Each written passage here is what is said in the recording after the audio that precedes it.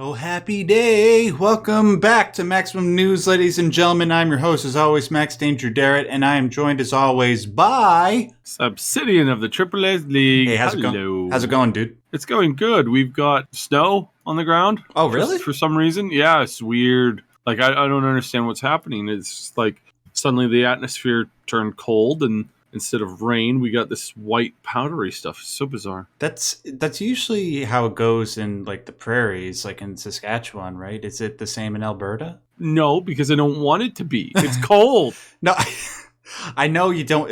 Anyways, yeah, it's well, over here where I'm at, it was 21 degrees Celsius outside. So for all the American listeners, that's 72 degrees Fahrenheit, which is surprising considering it's almost the end of October. It is a welcome change.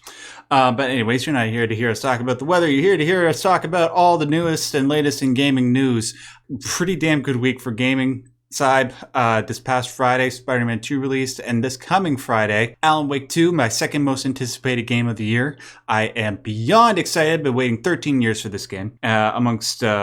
Well, there's that, but there's also a bunch of stuff coming out in November. There's the Talos Principle 2. There's Super Mario RPG, a couple other ones that I can't think of off the top of my head. Still got a lot more to get through before the end of the year. So we'll probably be next week talking about Alan Wake 2. I'm certainly going to be playing the crap out of that game the day that it comes out. But in the meantime, we're going to be talking about Spider-Man 2 because I actually had the opportunity to play a decent amount of that game, surprisingly, this past week because I almost have no chance to be able to play most games. I still have only put like 12 hours into Starfield, even though I was planning on playing a crap ton of that game. So I'm going to give my quick review of Spider-Man 2, and then we're going to get into all the gaming news. I hope you guys are okay with that. So I just said that Alan Wake 2 was my second most anticipated game of the year. Some of you might recall that at the end of last year, we did a top 10 list of most anticipated games, and Spider-Man 2 was also on that list at number 4 with... Hogwarts Legacy, Alan Wake 2, and Starfield just above it. So I loved Insomniac's first Spider-Man game. I think it is right up there in terms of the greatest comic book characters like in a games ever.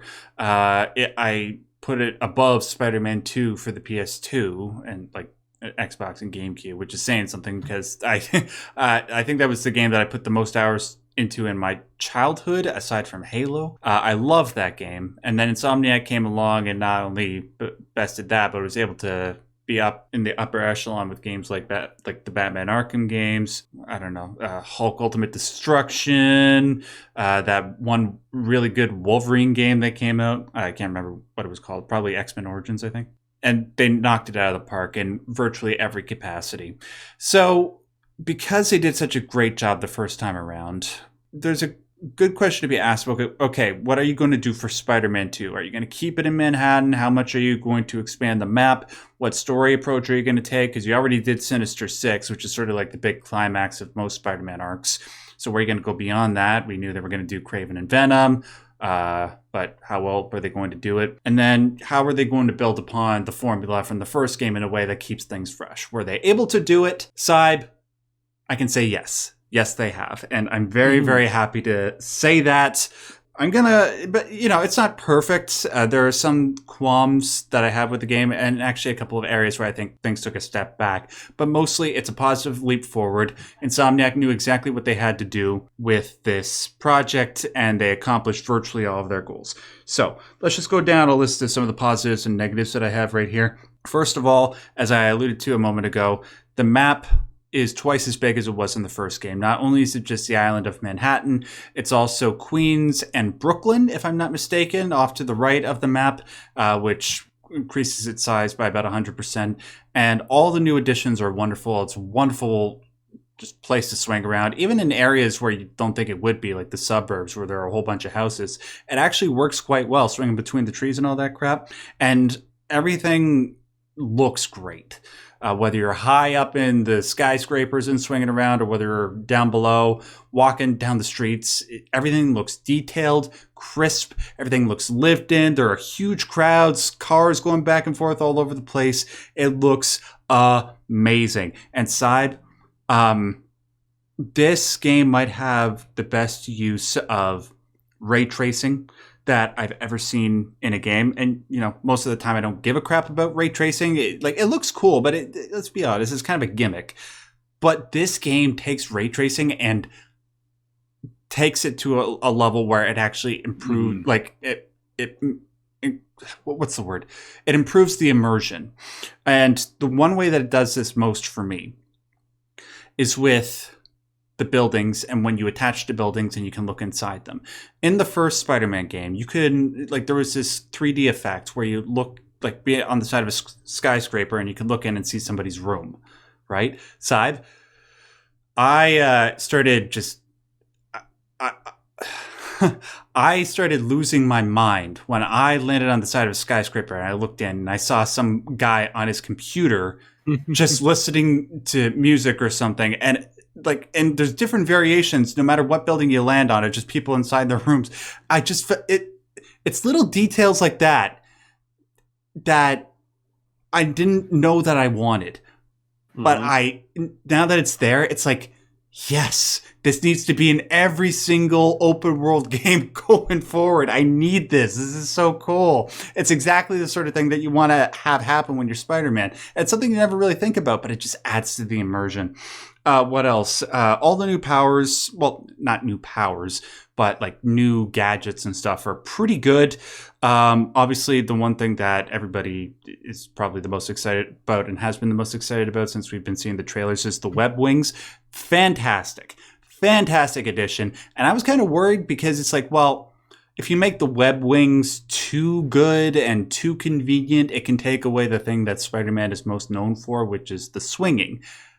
They found the perfect balance between web swinging and using the web wings to get around. You never feel like one is better than the other. You're always using both. Insomniac, just perfect. Absolutely perfect game design. I cannot credit them more than I am.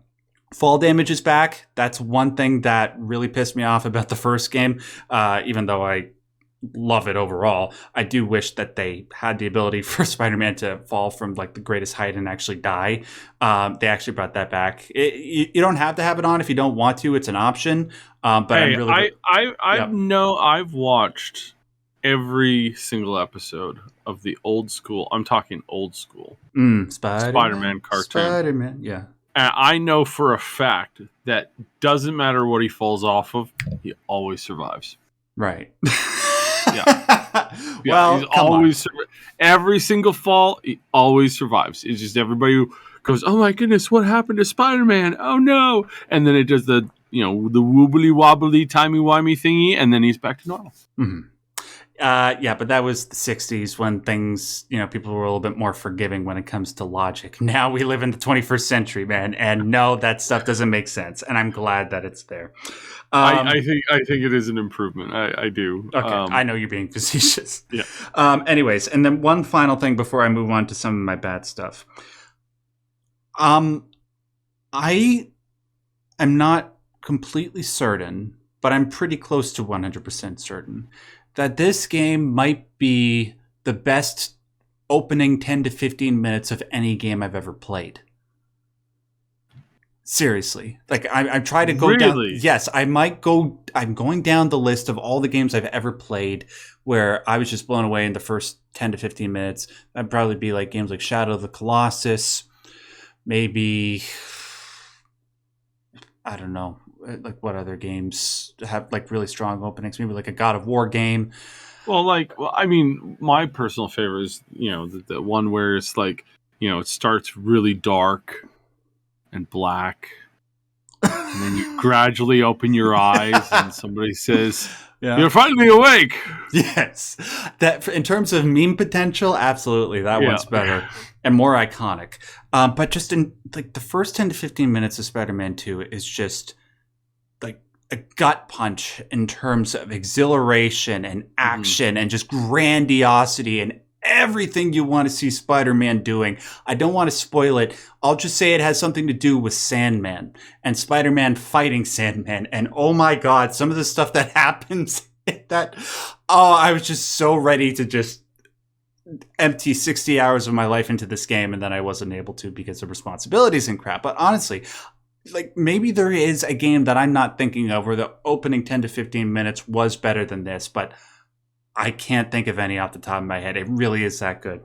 Now, just a couple of negatives. You know, you're not always doing main story missions. You'll have side missions here and there. Some of them are related to the plot, and other ones are sort of like, oh, go do this, get this collectible, use it to upgrade a certain piece of tech, that sort of thing. And then there's also side quests where there'll be like a notification that pops up on your phone saying, oh, there's a car chase going on in Soho. That, a lot of that stuff, they made a couple of additions to those types of side quests, but really it feels like a bit of a step back in terms of maybe new stuff that they could have done. It's good in terms of like, oh, okay, this is a easy way to mindlessly get XP. But aside from that, it gets older quicker because there was less innovation in that regard in this game. It's not deal breaking at all. It's just I wish they could have done a little bit more in that respect. This is something that a lot of people have been posting about on Twitter, and I tend to agree with them. Syb, somehow the face models in this game look worse than they do in the first one. And I'm not just talking about Mary Jane, because like everybody's talked about that. I'm talking about Peter. And I'm not talking about like how they changed his face from the way that it originally looked. No, it just looks weird. And like virtually all the other characters that I'm looking at, I don't know what it is. Maybe it's my graphics settings, but they all look really bad, save for a couple of exceptions. Miles looks okay. A Sandman, when he's in his human form as Flint Marko, he looks okay. But everybody else, I don't know what the problem is. And I don't know how to describe it, and I don't know why it turned out that way. And yeah, we know Harry's in the game. Harry looks weird too.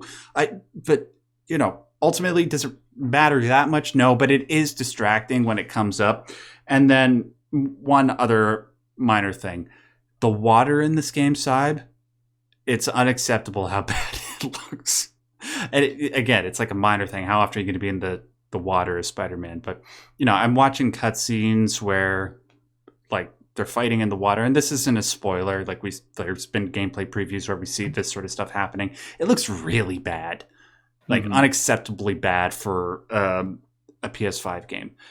But that's it. Well, the water was. I mean, water is just not the strong suit of a lot of companies. Yeah. There's a lot of companies that do it really good, and then there's a lot of companies who it's just not good, right? Like it's just not.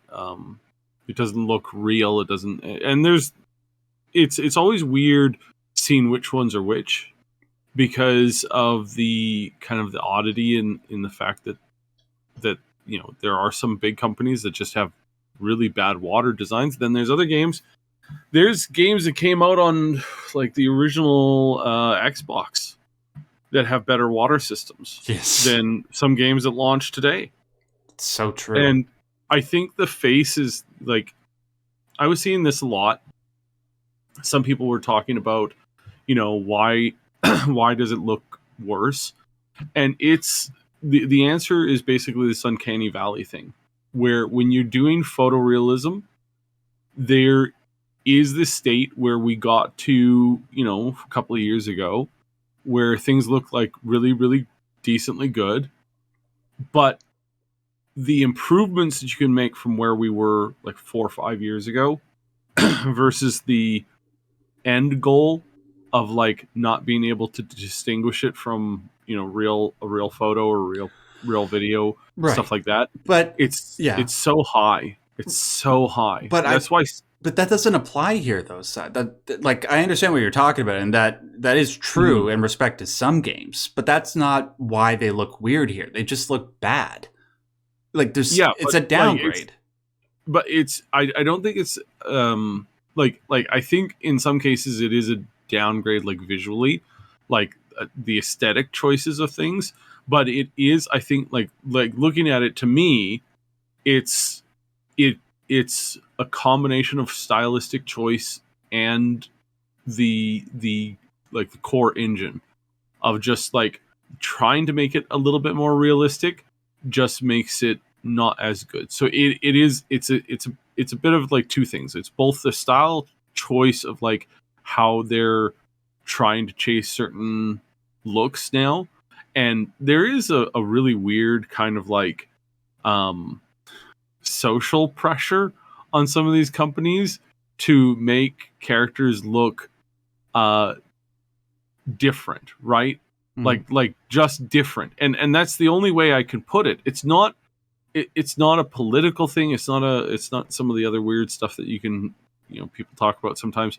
It's just a matter of like they move in a direction that's weird, that is unexplainable. I've been in rooms where I've been in situations where the company talks about how they've scanned in a model's face and then they have to morph it. And you're like, what? Why would you morph it? Like, if you scanned the whole body, like, the body is runnable in the game, is it not? Mm-hmm. Yes, it is, but we have to morph it. Why do you have to morph it? Why do you have to change it? Why do you have to tweak it? Oh, because we can't just use it like that. Like because of a legal thing with the model? No. Because of our requirements of altering the perception of what people see. And you're like, that doesn't make any sense. Like, the words you just said don't make any sense. And they go, you don't understand. It's a thing that we need to do. And you're like, explain it to me so that I understand. And that is the thing. And again, it's not, it's a thing that it's like either a make work project or it's trying to tweak what is visually seen to try and like make it look more realistic. Yeah, I think I understand what you're saying. It's like they try to do too much with it, and then it just ends up looking worse when they try to go for something greater than what they already have. Yeah. Yeah. It's a really weird thing. And again, it's not like some people might think, oh, you mean one thing. No. Like, it's like, I think where it stems from the idea, the concept of like stage makeup, basically. Like, I really think that it goes back that far. If you're on stage, if you're under floodlights, if you're under that, they're going to put makeup on you because otherwise you'll look like weird because of the lighting. The lighting is unnatural. Yeah. So what they do is again, same thing for television. Yeah. Actors, every single actor doing every single shoot will spend at least an hour in the makeup chair. Yeah, they do. Yep. That's right. And what they're doing here is sort of the same thing. So you do have the things where they change the actor's face to try and like make a bit of a stylistic change. I think the best example of this was Mass Effect Andromeda, where they had these faces. I think something more recently is like Aloy from from Horizon. Yeah, where they scan in the actor and then they change it. And you're like, why? Yeah. And again, some people think, oh, well, because of political. No. It's literally, I think it literally is that some directors, some game directors, and some companies are like, we have to post-edit the picture so that it looks right, but they change it by like 2%, and that 2% makes it look not right. That makes a lot of sense, actually. Yeah, it's very hard to explain, but I think that's what it boils down to. It's not just a stylistic choice. It's not just a uncanny valley type thing. It's like it's all of those things in combination with the idea that you can't just copy something, you have to tweak it. And it's not just people's faces. They've been scanning in rocks and everyday objects into these things, and a lot of companies go, all right, so we've got a fork.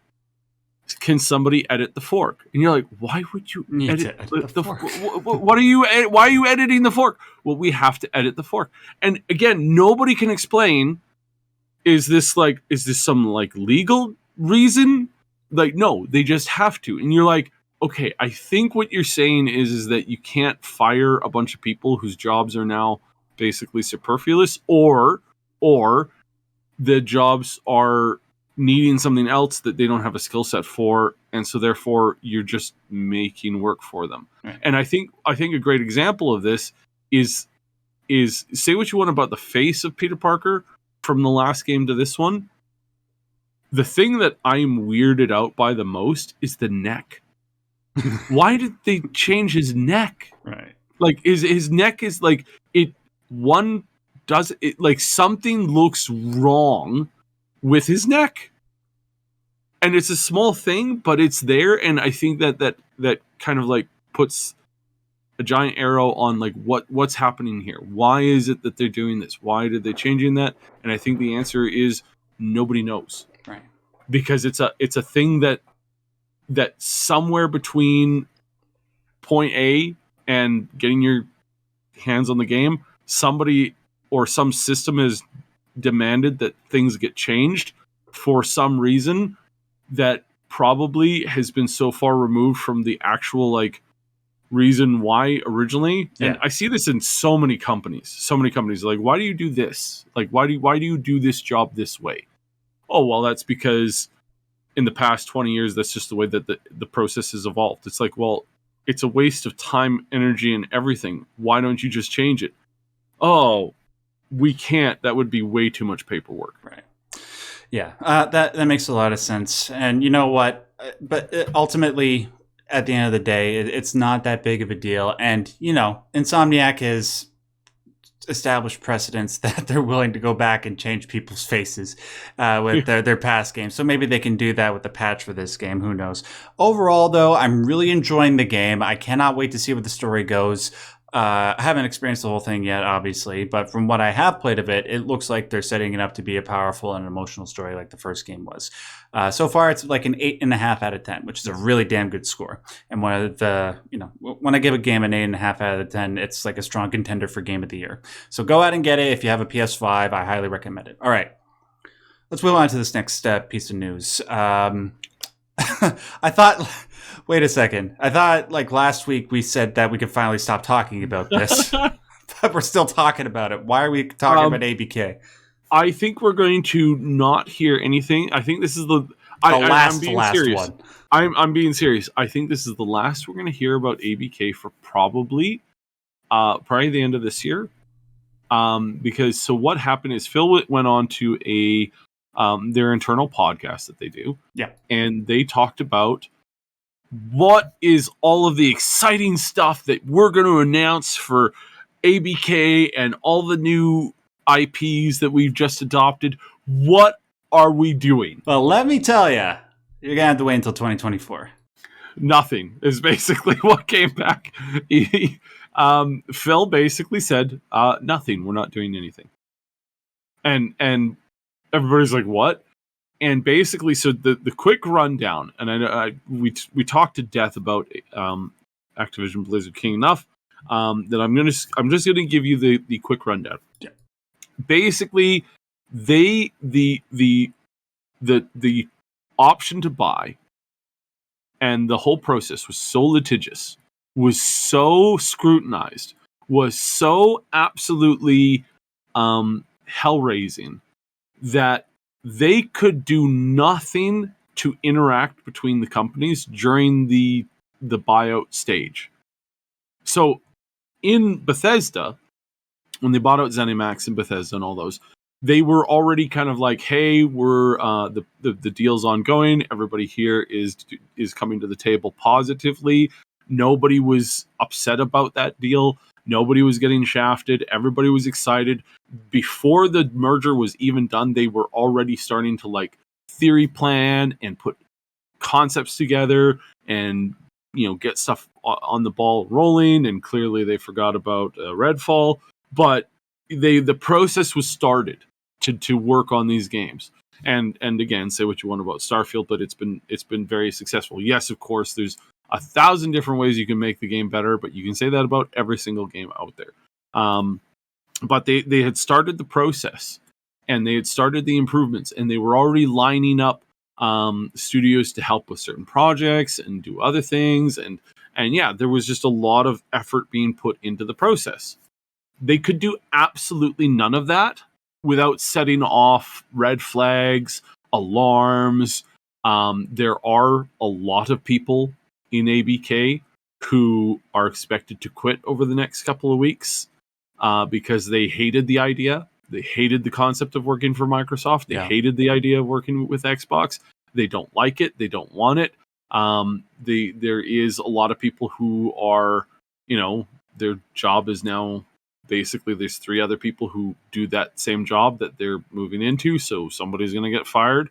And so there's a lot of chaos that was happening kind of before and even right now. And so Phil said that due to all of that stuff that had been going on and all of the issues, they just couldn't do anything. They couldn't even sit down with the studios and say, hey, what are you guys working on? They weren't even allowed to do that. Phil and his team to start reorganizing, restructuring things, hasn't even had the chance to go through and start the process of identifying what the studios are actually working on. Right. Which is shocking. Well, is it though? Because of the whole legal stranglehold that has been on the both of them from being able to do anything until the deal goes through. Yeah, because of all the pressures that were on this deal. Like Sony wasn't throwing a tantrum, attempting to, I don't want to say that because that might get me in a little bit of legal trouble. Okay. They were not up in arms screaming about the merger like they were with this one when it was ZeniMax and Bethesda before, or any of their purchases, Obsidian, whatever. But this one, they were throwing every single monkey wrench they could into the gears to try and break something. And it was so tenuous and it was so delicate that it wasn't just the companies. It was obviously there was a whole bunch of government agencies who were going to war with this quite literally, and it was just nonstop. And if they had one sit down meeting with the studios to strategize what the releases were going to be post buyout, that would have been that would have given somebody the ability to point a finger at it and start screaming and say, no, stall, to the point where the deal would fall through. So that's how it was. And it was so bad that they could literally do absolutely nothing. So they have absolutely no plans to bring anything from any of the ABK lineup to Game Pass this year. Yeah. Nothing. It'll happen. It'll happen. Yeah, it'll happen. 2024 is going to be huge for this. We're expecting some huge moves, some huge shakeups. We're expecting things like, there's a ton of stuff that's going to be happening with this. And for the most part, what I'm hearing in a lot of ways seems good, right? Like it seems like you're definitely going to get your money's worth. There are a lot of people saying, oh, they're not going to move World of Warcraft over because you already pay $15 a month to play World of Warcraft and you already pay $15 to play Game Pass. If they move that over, suddenly people would just not bother to, they're not going to, they're going to lose a bunch of customers because they're already paying for both of those things, right? And if they get merged into one thing, suddenly that saves you $15. But I don't think people understand how good of a marketing deal that is. And then that also means that you're engaging a bunch of people who are only right now playing, World of Warcraft, who have no interest in playing anything on Game Pass because it's too expensive for them, who now get involved in the Game Pass system. And that's more valuable to Microsoft than having a person paying, to have 20% of the population playing both games to suddenly just go from paying them $30 a month to $15 a month.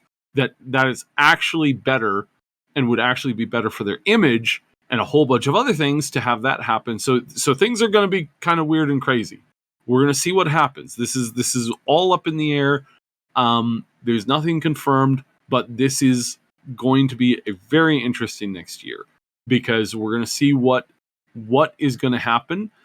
And I'm already being told C-suite at ABK is basically planning on they know basically almost all of their jobs are done for, and I really don't think that Bobby's going to be around anymore. No, So no chance. No, by the end of the year, he's gone. yeah, by the end of like first month into 2024, he's gone. And I don't think he's going to be. I don't. Yes, yeah, for sure. But I also don't think that a lot of people are like, oh, he's going to move into some other aspect in Microsoft. I really don't think that's going to happen. I really don't think that's going to happen. I know that he's angling for that. I know that he's trying to do that. I guess it depends on how many connections he has to the CIA still to make that happen. If he could change his name, for the most get part, a couple people killed. No. Yeah. Show up like Dwight did, with a full body cast going, oh yes, I want this job. I'm Mr. Smith from some other place. It's like, yeah. So it's interesting. It's very cool. I don't really think that we'll hear too much else. I think this is going to go pretty quiet. Of course, we're going to hear stuff at BlizzCon because that's next week. Yeah. So we're going to hear a bunch of cool announcements. But I'm not going to take any of those announcements as gold, because I honestly believe that a bunch of them aren't going to see the light of day or are going to be changed quite significantly. Yeah. I will hail Phil, the absolute unparalleled leader in the video gaming industry and the hero that we desperately need. Not the one we deserve, right? The one that we need.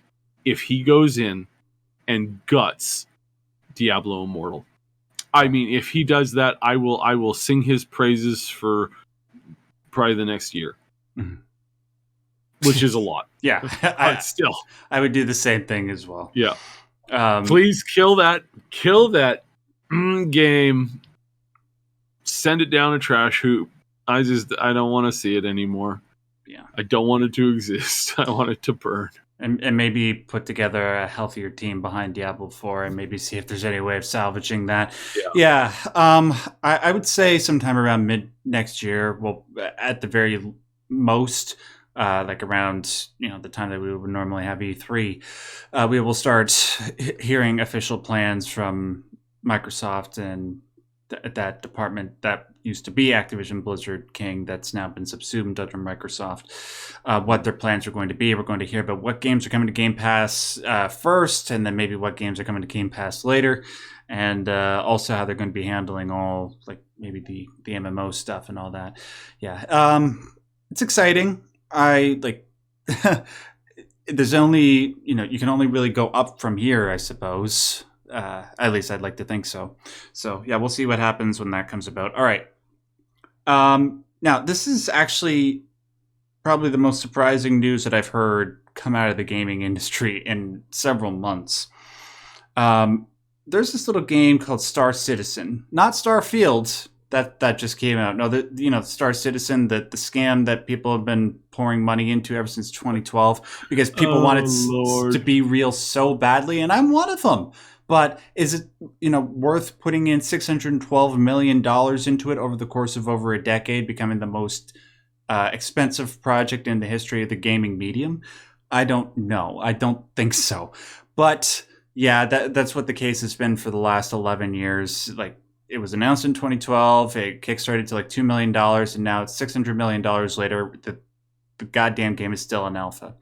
Well, we got some really surprising news that came out of it today.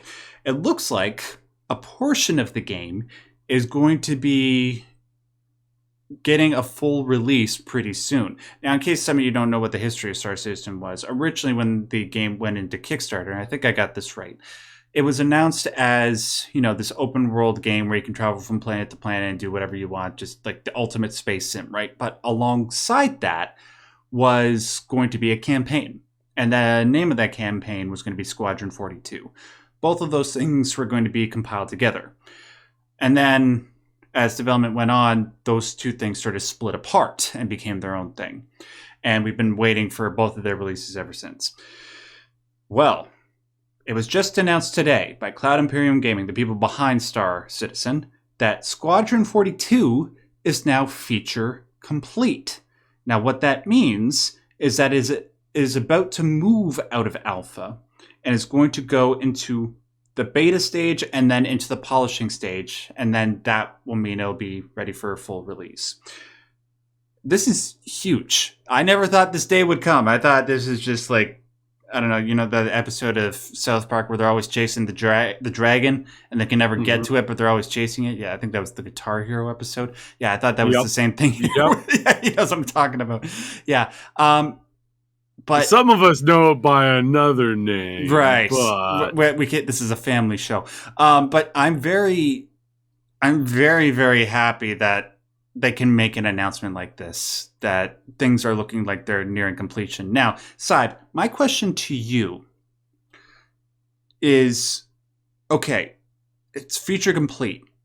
How long is it until it's released in beta? And then how long would it be until it's released, do you think? And then also, crap, what was the question I was just about to ask? Oh, yeah.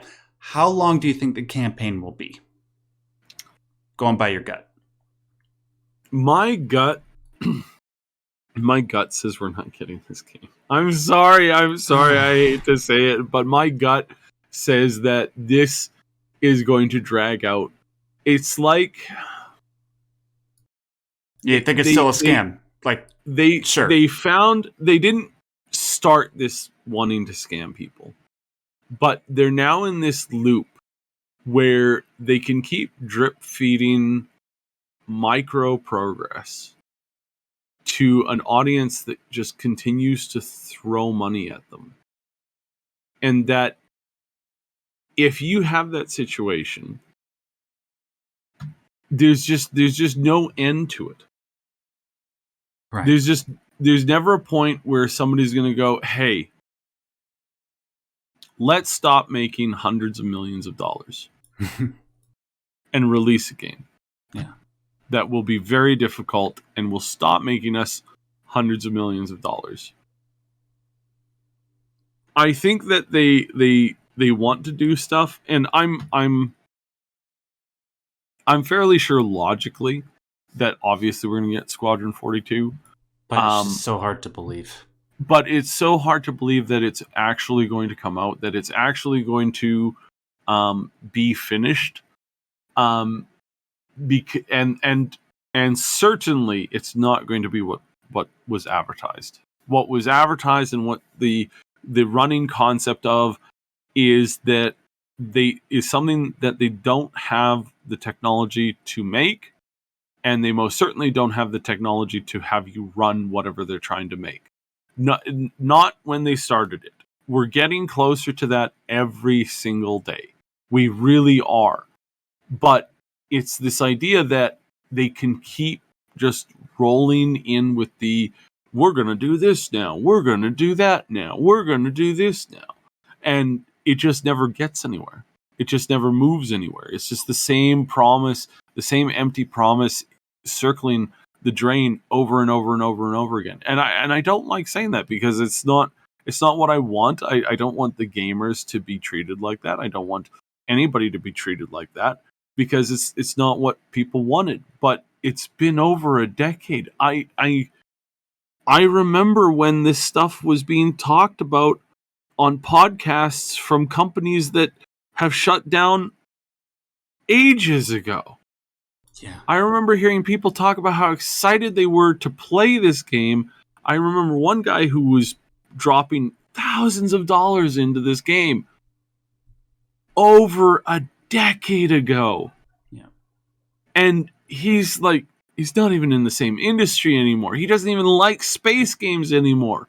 His diet has changed that much, but there's you're always getting new people to bite into this. And that's where it's sitting in this weird situation. So will we get it logically? I think so, but we're not going to get the game that was initially promised. We're not getting the game that people are dreaming of. And again, this coming from a guy who played Privateer, which was what this game is entirely based off of. Mm-hmm. In DOS for oh man, my grandma was still alive. We still had the farm. All this stuff when I first started to play that game. that was so long ago, and I love it, and I wish that I had a game that was comparable to it. I do wish that Starfield and some other games were a little closer to that. No Man's Sky is probably the closest, but it's not quite there. Yeah. The system's a little bit different.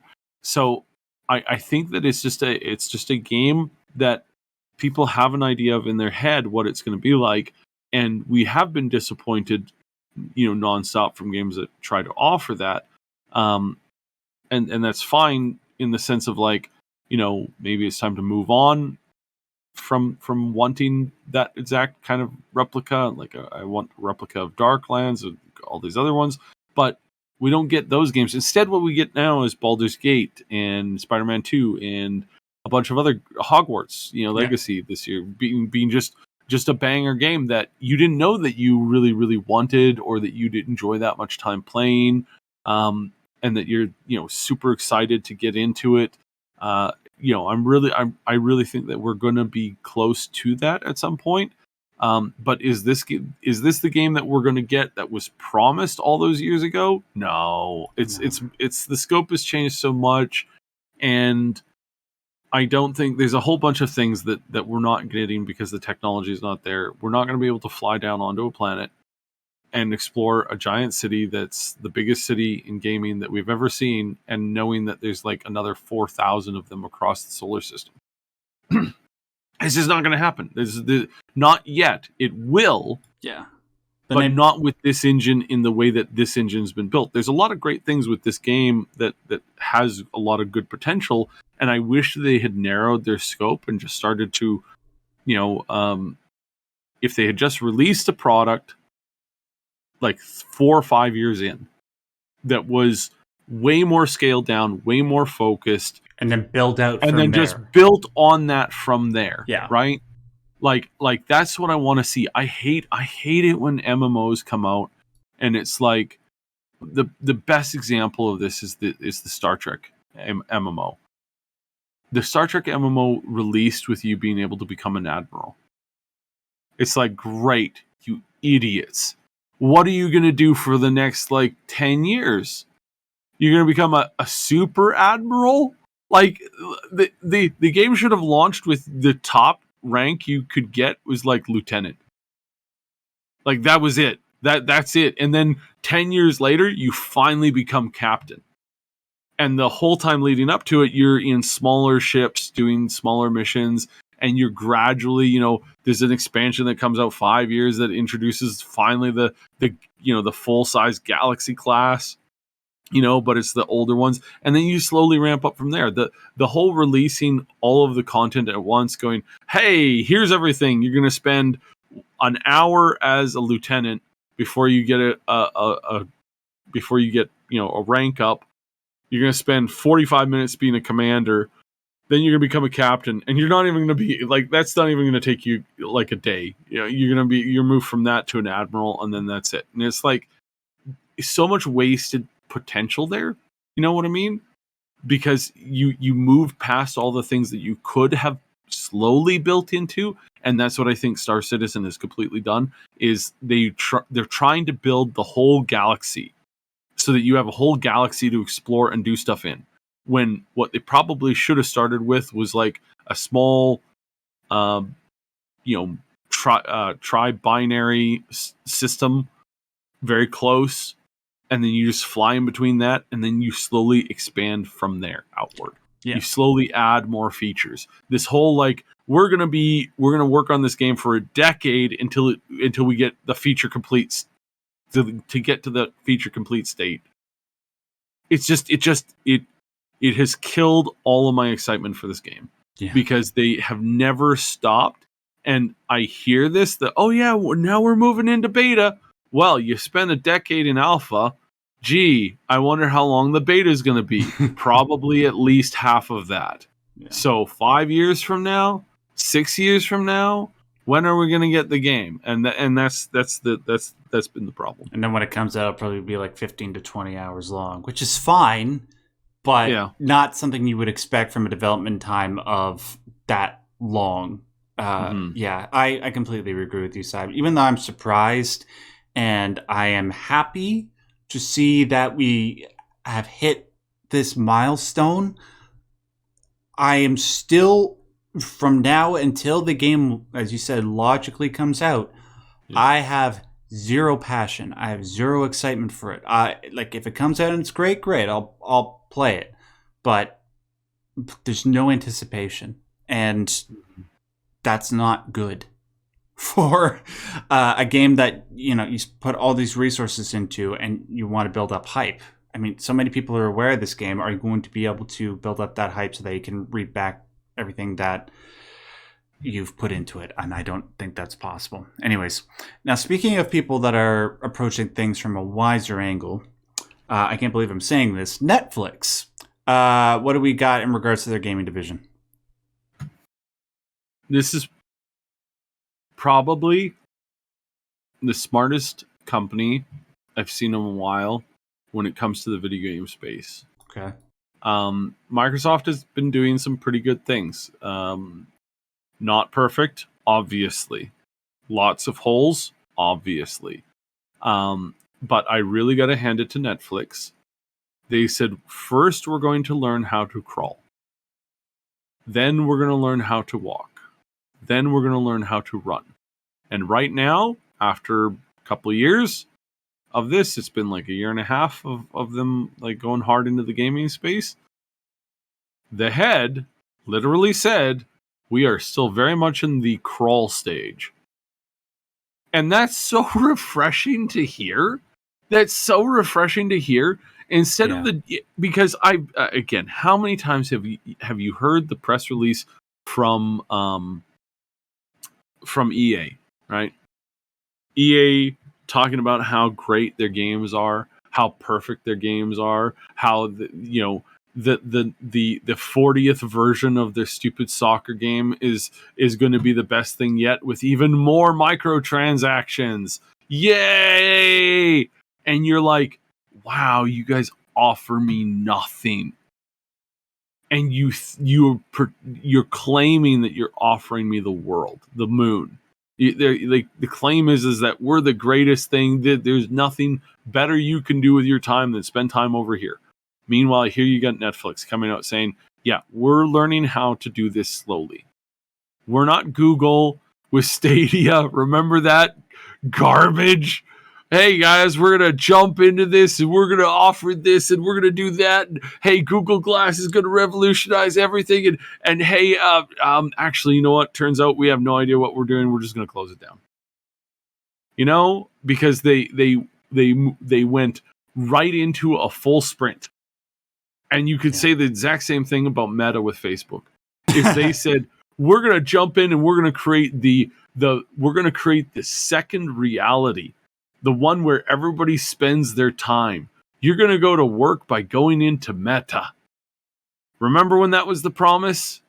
And then half his company's worth later, it's like, hey, this looks oddly like a worse version than chat VR chat.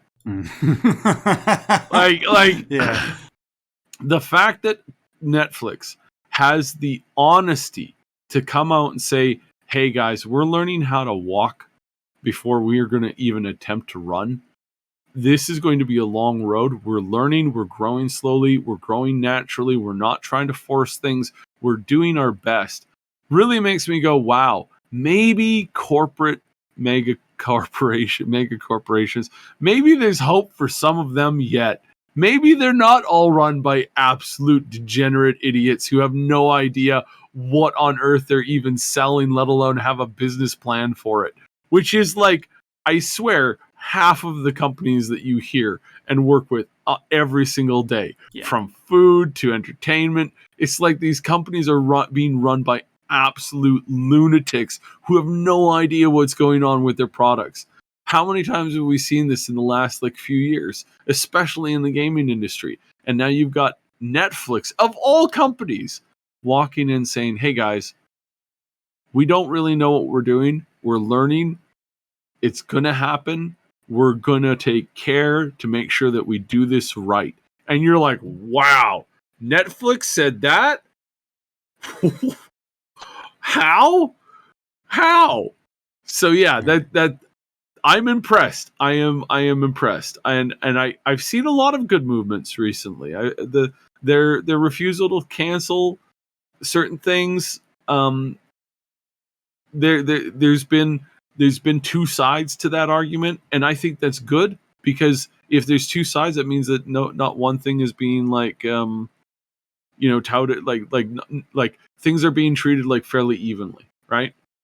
That's what I see from that, is like, okay, they're not one way or the other, like hardcore, like, my way or the highway kind of thing. They're like, hey, we're just trying to be open to a bunch of stuff, and we're just trying to figure it out. And again, I have criticisms, obviously, Yeah. of Netflix. I canceled my subscription because I have issues with them. But this makes me go, all right, I'm going to pay attention to you. Yeah. I'm not jumping in on this. I'm not renewing my subscription, but I am very interested in what's happening here, and I am watching. I wonder. I hope it's good. Yeah, I wonder if maybe it's the fact that they haven't been able to turn a profit all these years, that they're being a little bit more cautious about going into this this other industry, and they're like, okay, no, let's just do it one step at a time. If we get some wins, yes, we'll build gradually. We'll create a good foundation and then build up from there. I hope that that's sort of the approach that they're taking, and they're not just, I don't know, floundering about. And this attitude is encouraging. We'll see, like, if it actually builds anywhere, because at the moment they really are just still crawling. They don't really have anything, but maybe they'll be able to be. I mean, like, it's going to take a long time to get there, but maybe they can provide a service like an Xbox Game Pass, and then get to the point over the next decade or so where they can compete with them. Who knows? They're Netflix. Yeah. All right, and then finally, good piece of news, Syb. Ever since The Last of Us, I've been waiting for the next great video game adaptation, and the one that's coming down the pipe that we have the most hope for, or I don't know if that's the right word. Well, I mean, like, we are hopeful, but we don't really have anything much to base that hope on. It's just something that we're anticipating. Fallout TV show. We were just talking about it last week. We were talking about all the leaks that were coming out about them and how they do look cool, the little bit that we have seen. But we don't really have much of it, like an official look or an official idea of where they're going. But we do know finally when it is going to be airing. And that is, if I'm not mistaken, April 12th. Yep. Yeah, April 12th of next year. So that is less than half a year away. So that means what? I'm guessing that at the Game Awards we'll get our first look at it. I suspect, yeah. I really think that we're going to see the first official trailer at the Game Awards. It's getting pretty close. Part of me was really hoping to see it on this anniversary date that we had. For what? For just the Fallout series. Oh, okay. Like the first one? The Fallout date, there's sort of a special Fallout date in when the bombs fell. Oh, yeah. And it's sort of the now obviously it's not 2077. Right. But yeah, it's just I was hoping for a big expose, something really kind of cool, that kind of thing. That was the 23rd of October, so that was yesterday. Instead, what we got was a teaser going, "Hey, this is coming," and then that's it. Here, it's coming in April. Get ready.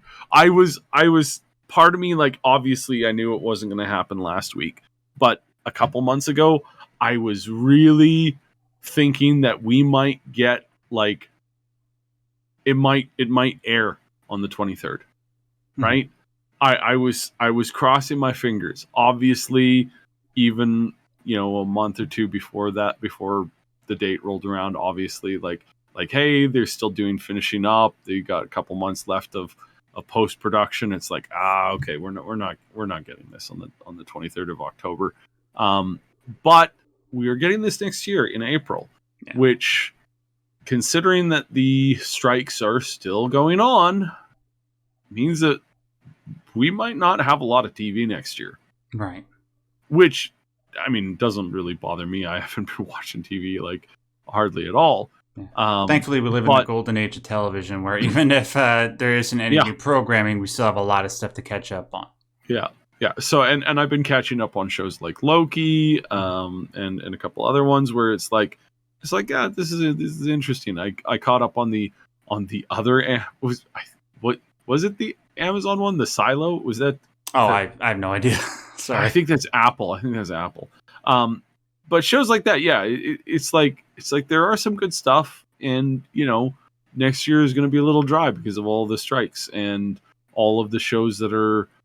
There's a lot of shows that we're hearing that even if they do come back, and this is kind of what has stalled out the like they said, hey, we have an agreement, and then nobody can actually agree on the agreement that they had, and it's just been getting worse. So yeah, so this is going to be the only good show next year, quite possibly, and I am all for that. I literally am. If we can make this show the biggest show because nobody has the ability to watch anything else, I'm okay with that, because that means that if it's good, then it's going to be really good. Everybody's going to be talking about it because it's the only thing to talk about. I'm literally crossing my fingers, going, please, please, please, let this show be good. Let this show come out with, there's literally nothing else. And everybody says, well, everybody's watched Fallout because it's the only new thing this year. And it's amazing, right? If I hear that, for some reason, like in my head, that's in my head, that's like a good thing. Like, I'm super stoked for that, because that means that we're going to get more of this, and so fingers crossed. I'm hoping that this is going to be great. I'm really looking forward to this. I really, really am. I cannot wait for this. I hope it's not campy. I hope it's not terrible. I hope that it's true to like good lore, that they've gone in, they've improved the Fallout Bibles to the point where it's like, we know what we're going to get, and it's going to be great. Please, please, please. I really need this. I really need this. If it ends up at the very least being good, if it's something like, okay, I really like that episode, I'll tune in next week, and we just get that like 7 to 8 out of 10 level quality for each episode across the board, this will be the thing that I think propels Fallout to being the premier Microsoft franchise. It's going to replace Halo, which sucks for me as a huge time Halo fan, but it's great for people that are longtime Fallout fans like you, and I celebrate that to a degree. And when that happens, that means that there's going to be a lot of effort and a lot of talent assigned to that franchise, and maybe we can start getting those remasters, those remakes, and a whole lot more Fallout content, new Fallout content coming down the pike a lot sooner. I hope so. I hope so much. It absolutely will happen. It absolutely will happen. And I'm looking very much forward to a bug-free remaster or remake of Fallout New Vegas when that happens. All right, only a few more months to go, ladies and gentlemen. All right. That does it for this episode of Maximum News. That's all the news stories that we have for you this week. Thank you so much for joining us. If you like this episode, make sure you hit that like button. It helps out not only this video, but it helps out all the other videos on this channel. So please do that. It's free, quick, and easy to do. I want to thank Saib. Saib, you're the man. Thanks so much, as always, for doing this show with me. Anything you want to plug before we're done? No, we're still working on some stuff. Mooney was very sick. I am now very sick. Oh, you're still sick? I'm still sick. I'm sucking on Hall's lozenges and a good antivirus program right now, trying to get over this damn thing. But yeah, so again, apologies on the late content, but we do have stuff coming. And I'm very excited about it because we've been working on it for a long time. Mm-hmm. I'm sorry about that, man. You've been dealing with that for like the past few weeks. I hope this is always how it goes. Like, I'm always the last one to get the flu or the cold, and it does kind of suck because, like, now Mooney's great, but in my family I grew up with, it was always the same way. It's like I would be there covering for everybody. I have a lot of siblings. Yeah. Like a lot. Like we're. Yeah, it's crazy. Anyways, I would take care of all of the people, all my brothers, all my sisters, my parents, and they would get it and they would pass it around and it would kind of ping pong back and forth between them. Mhm. And then finally, when everybody was like finally over it, that's when I get it. And then you And stumble. then everybody looks at me and goes, "Ah, come on, man. Stop being like, just get out. I got over it. You can get over it." Because that's and I'm how like- immune systems work. Yeah. You know, it's like, oh, you big baby. I got over this in 3 days. No, I was cleaning up your puke off the floor for like a month. So no. And now I'm sick for like a couple weeks. Give me a break. So yeah. That's the way it works. But it's not just me. I went to go grab some more hulls, and they were sold out in really? 8 different stores. Everybody's got it right now, and with the snow arriving, it's going to get worse. Everybody's got it. Seems that there's some really rough strains out this year. So please take care of yourselves, everybody. Wash your hands. Don't touch your face. Eat lots of liquids. Garlic, ginger, it's all good stuff. Drink more tea. Stay away from sugar. Please don't get this because it sucks, trust me. Yeah, I had the flu and COVID for the first time in the past year. Never again. I'm getting my shots for that as soon as I can. Anyways, you guys can find me just on all the regular forms of social media, just at Max Derrat. I got a video coming out tomorrow. It's not on a game. It's on a movie from 1983 called Videodrome. The video is going to be titled "This Horror Movie Predicted the Future." So that entices you. Make sure you go ahead and check it out. It'll be out Wednesday, October 25th at 4 o'clock p.m. Eastern Standard Time. And I will be back to my regular videos on video games the following week. Hopefully doing stuff on Alan Wake 2 and or Silent Hill Ascension. God help me. All right. Until then, ladies and gentlemen, I want to remind you as always, as per usual, to stay safe and stay yellow.